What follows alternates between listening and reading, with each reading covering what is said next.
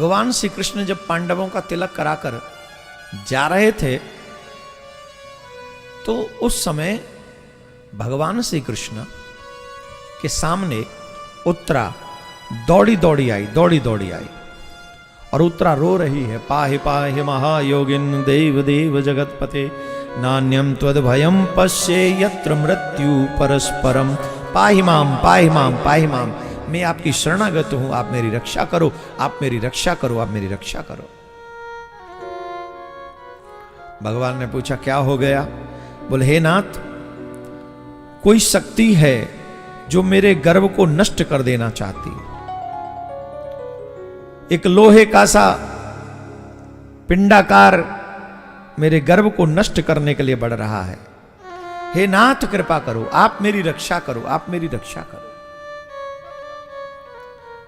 भगवान ने एक क्षण गंवाए बगैर उत्तरा के गर्भ में प्रवेश कर लिया। इतने पूजा पाठ के बाद भी हमें विश्वास नहीं हो पाता कि ठाकुर जी हमारे साथ हैं। ठाकुर जी को प्रसन्न करने के लिए या ठाकुर जी को बुलाने के लिए न किसी व्यवस्था की जरूरत है, न किसी अवस्था की जरूरत है। धर्म अनुसार एक बात कही जाती है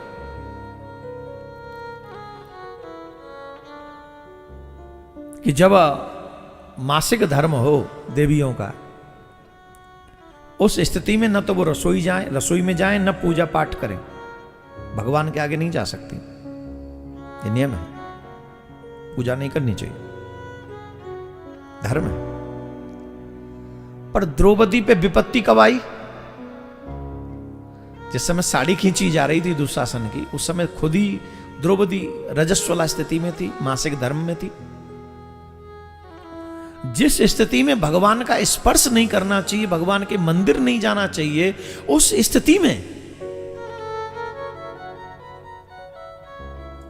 उस द्रौपदी के ऊपर विपत्ति आ गई। अवस्था यह है,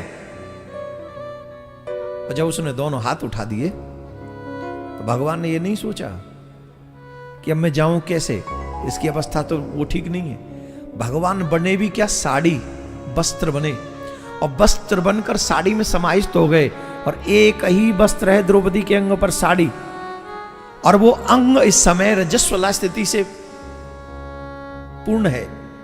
कैसे स्पर्श करें? भगवान समा गए वस्त्रों में। क्यों? बोले मेरी शुद्धात्मिक व्यवस्थिति, शुद्ध होना, पवित्रता होना, ये सब बाद की विषय है। मेरे भक्त पे संकट आज इस स्थिति में है तो मेरे भक्त का संकट पहले बचना चाहिए। मेरी स्थिति टूटे तो टूटने दो, मर्यादाएं टूटे तो टूटने दो।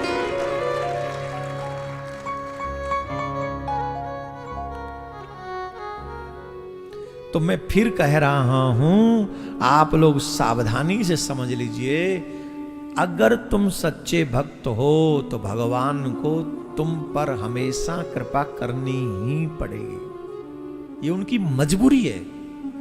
जैसे माँ बाप की मजबूरी ना अपने बच्चों के साथ खड़े रहना, चाहे बच्चे कैसे भी हो, वैसे परमात्मा की भी मजबूरी है कि वो अपने भक्तों के साथ खड़ा रहे, चाहे वो पापी भक्त हो, चाहे वो अच्छा भक्त हो, चाहे जैसा भक्त हो। और जहां संकट आएगा वहां भगवान को पहुंचना ही पड़ेगा।